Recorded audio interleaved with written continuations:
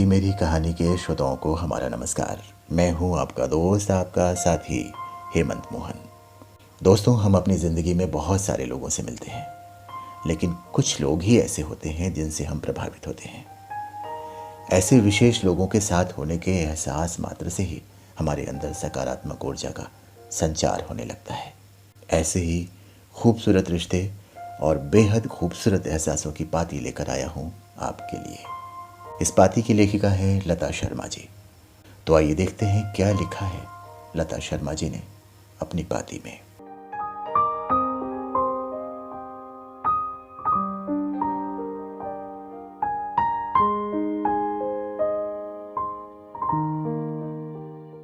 नमस्ते दा।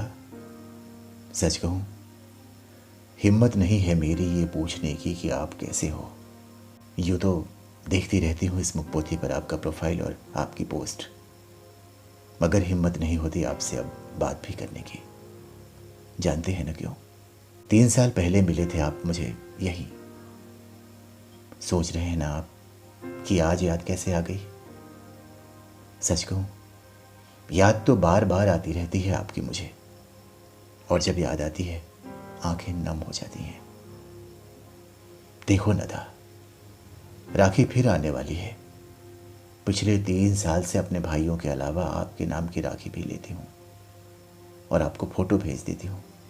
मुझे पता जो नहीं आप कहाँ रहते हो, मगर आपके प्यार में बंधी मैं मन से ही आपको राखी बांध लेती हूँ। हाँ, हाथ गणेश जी का होता है। दा, याद है ऐसे ही एक समूह में मैंने आपको विनोद सर कहा तो आपने कहा, इतना बड़ा ना हूं मैं जो सर कह रही हो, कुछ और कह लो, मेरा नाम ले लो, या फिर भाई ही कह दो, या दादा बोल दो। और हंस दिए थे आप। मैं बोली, मुझसे तो बड़े हो आप और सदा बड़े रहेंगे। मैं तो आपको भाई बोलूंगी। वैसे भी हमारे यहाँ दादा का मतलब बड़ा भाई होता है। यहाँ तो बड़े भाई को दद्दा, दा या दादा सब बोलते हैं। तो मैं आज से आपको दा बोलूंगी। और फिर आपको दा बोलने लगी। आपका ढेर सारा प्यार पाने लगी। दा, आप तो बिल्कुल आत्मा से लिखते हो और मैं यूं ही कलम घिसती थी। याद है एक दिन आपने और मैंने एक जैसा ही शेर लिखा था और फिर आपने कहा कि मैं अपना हटा देता हूं, कहीं किसी को नकल ना लगे। तो मैंने कहा था कि आपने अलग सा लिखा है, मैंने अलग सा लिखा है, शब्द इधर उधर है, अब भाई बहन के भाव मिल गए तो क्या हुआ? तो आप बोले, ठीक है रहने देता हूं। फिर न जाने किसकी नजर लगी और आप मुझसे और मैं आपसे दूर हो गई। मगर सच ये है कि दूर होकर भी आप मुझसे दूर नहीं हुए हैं। आज भी ये दा शब्द मुझे आप ही की याद दिलाता है, क्योंकि इतने हक से और किसी से बात जो नहीं की कभी। और आपको पता है, दा किसी को नहीं बुलाती मैं। यूँ तो यहाँ 2 और बड़े भाई हैं मेरे, एक बिग बी और दूसरे गुंजन दद्दा, मगर दा कभी किसी को नहीं कहा, क्योंकि मेरे दा तो आप ही हो और हमेशा रहेंगे।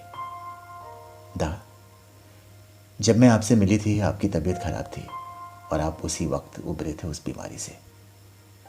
रब से आज भी दुआ करती हूँ मेरे दा को सदा खुश और सलामत रखना। तो क्या हुआ जो अब बात नहीं होती, आप तो फिर भी मेरे दा हो और रहोगे। इस राखी पर आपको राखी भेजने की हिम्मत नहीं हो रही, फिर भी भेजूंगी आपको राखी। जानती हूँ आपका दिल बहुत बड़ा है, वो इस बार भी माफ़ कर देगा मुझे जैसे हर बार माफ़ कर देता है। पिछली बार भी तो माफ़ कर दिया था। 2019 में जब मैंने गुस्से से आपको ब्लॉक कर दिया था तो आपने मेरी दोस्त के हाथों हैप्पी न्यू ईयर का संदेश भिजवाया था और मैं पागल समझ बैठी थी कि मेरे दा मुझे भूल गए। अब मुझे प्यार से लत्ती लत्ता बुलाने वाले आप लता जी कहोगे तो यही समझूंगी ना। आप भी समझ बैठे थे कि मैं भूल गई आपको। अरुणा से यही तो कहा था आपने कि वो खुश रहे, बस। बहुत बुरा लगा था, मगर अच्छा भी कि मेरे दा मुझे नहीं भूले। मैं भी ना भूल सकी था आपको। इस 1 साल में बहुत कुछ हो गया, मगर इस दिल में सलामत है आपका प्यार और भाई बहन का ये रिश्ता अब भी पहले की तरह।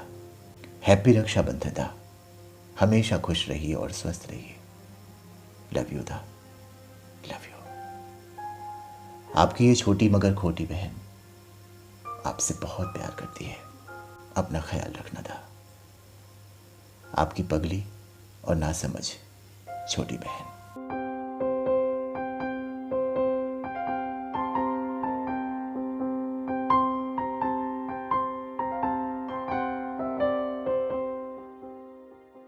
तो दोस्तों, कैसी लगी पाती हमें ज़रूर बताइएगा। हमें आपके कमेंट्स का इंतज़ार रहेगा। मित्रों, इस कोरोना काल में इस बात की आवश्यकता है कि हम अपने आसपास ऐसे लोगों को रखें जिनसे हमें सकारात्मक ऊर्जा मिले। ईमानदारी से निभाए रिश्ते हमेशा हमारा संबल बनते हैं। फिर मिलेंगे तेरी मेरी कहानी की एक और कहानी के साथ। तब तक के लिए नमस्कार।